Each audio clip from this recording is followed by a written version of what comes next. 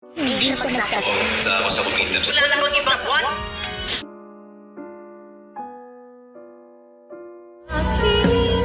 Tala sa gabing madilim, ikaw ang bawat sana sa lahat ng hiling.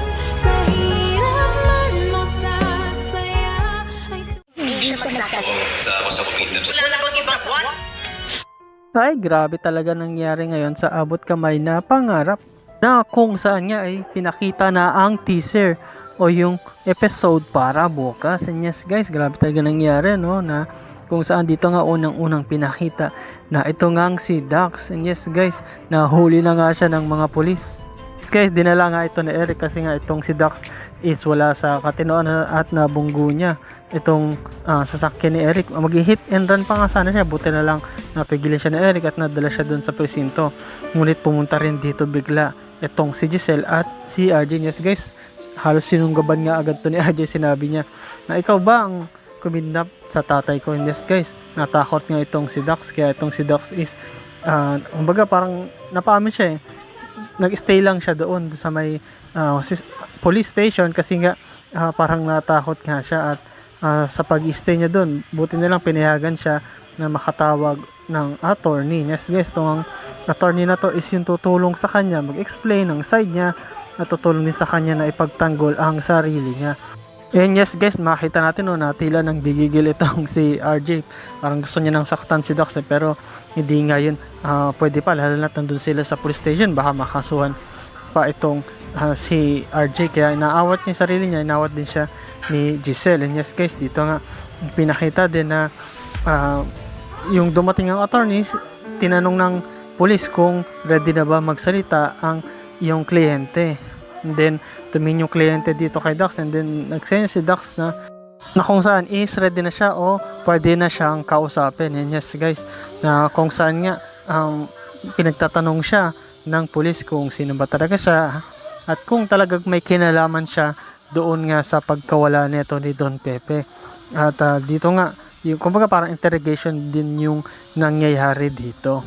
And ito nga guys no, buti na lang is pinayagan nga siya magkaroon ng attorney at yung attorney yung magtatanggol ng side niya. At nagsimula na nga magsalita itong si Dax at sinabi niya na siya ay si Dax at siya ay isa sa mga nautusan o kasama mismo ni Balahadja. Yes guys, si Balahadja, sa mga di nakakalam, ito nga yung tauhan talaga ni Moira na kung saan ito yung halos lagi niya inutusan pag meron siyang gagawing masama na pulis din, pero may pagka-hitman na marami ring nilabag na batas no, bilang isang pulis. Marami rin kinidnap pala ito. Pero yun nga, sinabi ni Dax na halos bago lang sila na nagkakilala nga nito ni Balahadja. Halos di pa niya alam kung ano yung sino talaga yung boss niya at yung plano niya. No? Na kung saan nga dito sinasabi ni Dax na napilitan lang din siyang gawin yung gawing mag-kidnap, mag-hold up kasi nga daw ay kailangan niya ng pera no, na gagamitin niya syempre sa pang-araw-araw niyang buhay at meron siyang mga gastusin din para sa pamilya. At ito nga guys, ipinakita din na ito nga si Moira at ito nga best friend niya na si Nerissa, nag-uusap sila na kung saan nga sinasabi mismo ni Moira na sinumbong mo ba ako? Diba sabi mo is nakita ka ng mga pulis at neto ni Giselle, sinumbong mo ba ako? Ngunit sinabi ni Nerissa na hindi tayo susumbong, alam mo naman na magkaibigan tayo, kahit sa huling hininga ng buhay ko is hindi ko gagawing sabihin yung mga kailangan mong itagong sekreto, kasi pag na sabi ko yun ay siguradong ako din is madadamay kagaya ng sabi mo. And then sabi ni Moira, maganda yan, that's good, pero mismong itong si Nerissa is nagsabi o nagpaalala o nagpa-remind dito kay Moira na sinasabi nga na ang tanong dyan is ito bang si Dax o yung tauhan mo na yon is gano'n niya katagal itatago yung sekreto, o baka naman bigla na lang niyang sabihin yung nalalaman niya, kasi hindi naman natin siya kilala, kundi si Balahadja lang ang talagang kilala sa kanya. So anytime pwede tayong sabihin nun, lalo na ikaw Moira, pwede kanyang isumbong kahit kanino sa madaling pamamaraan lang. Pero kung ako, sigurado hindi ko yun sasabihin o hindi ko yung gagawin na isumbong. And yes guys, ito nga si Moira is makita mo na kinakabahan at halos natatakot din kasi nga dito nga kay Dax, baka nga, tama nga naman sinabi ng best friend niya na baka nga bigla itong magsumbong sa mga pulis o bigla itong bumaliktad at mayari sila. Pag nangyari yon, kulong na talaga tong dalawa. Itong si Nerissa at lalo na itong si Moira kasi ang kidnapping is talagang walang bail yan. No, pagka nahuli ka o kahit napagbintangan ka lang, pwede ka nang makulong patungkol dyan.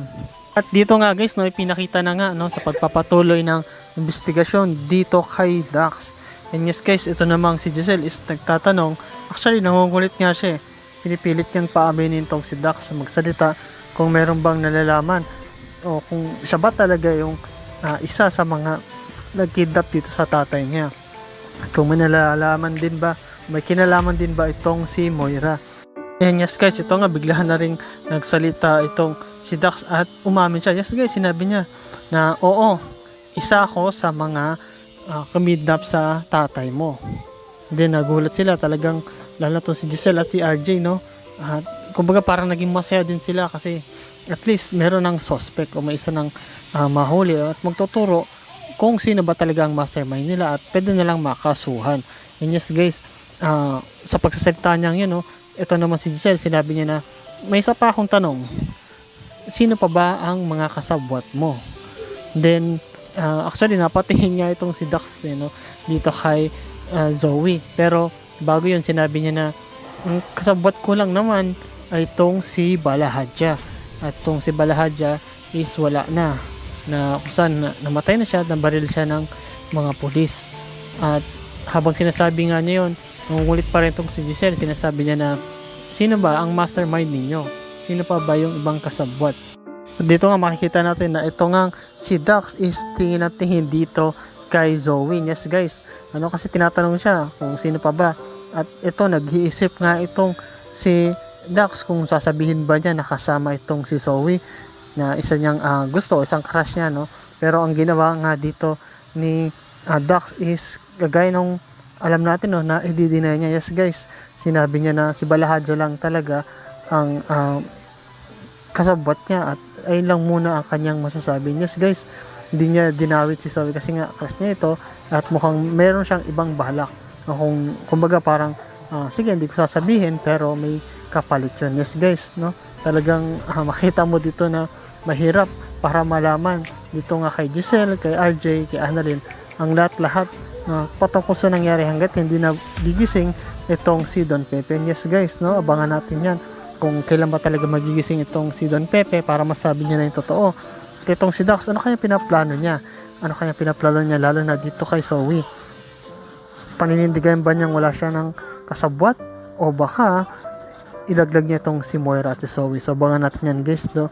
At salamat sa panonood nyo sa aking channel. At yun lang guys, ingat kayo palagi. Bye bye.